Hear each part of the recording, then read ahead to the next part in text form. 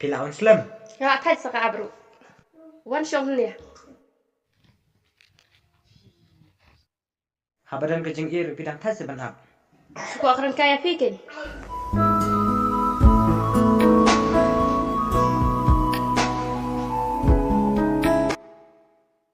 Pi yang abang fosnya bahaya pi. Pi aji fosnya kapakungkan lo. Pakungkan no kata kejeng fosnya. Atau itu asa.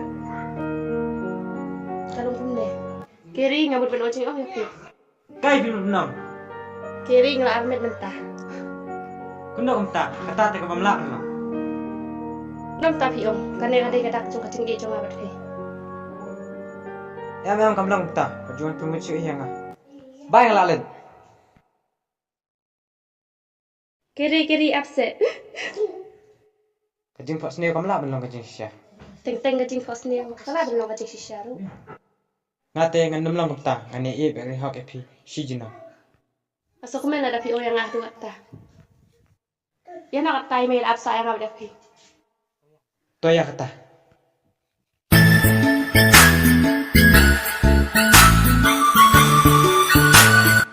Lawan phone. Hoat me. Ala rung.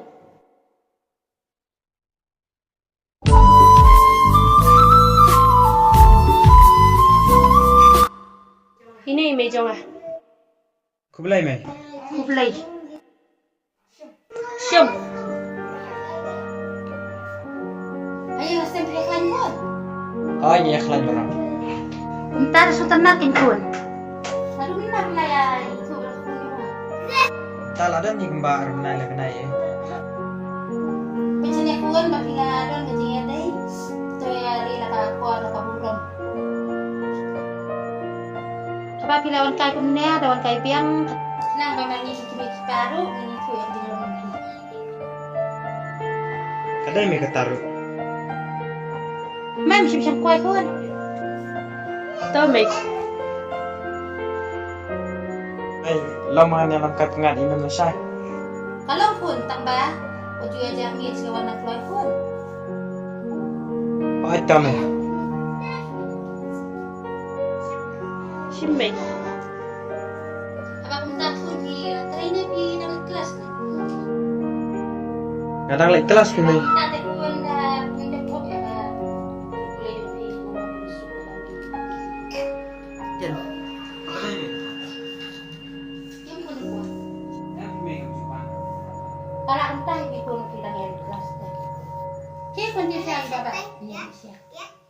Ya kan me ngala kam kerti saya di kan. Dia lagi kan siapa? Ya me kan saya di kan. Kau tak pun mau bagi lah sakit. Tak tak me ngala lek. Me. Kau tak pun lagi semua. Oh itu me. Ken. Bye Haryong. Bye Sindam.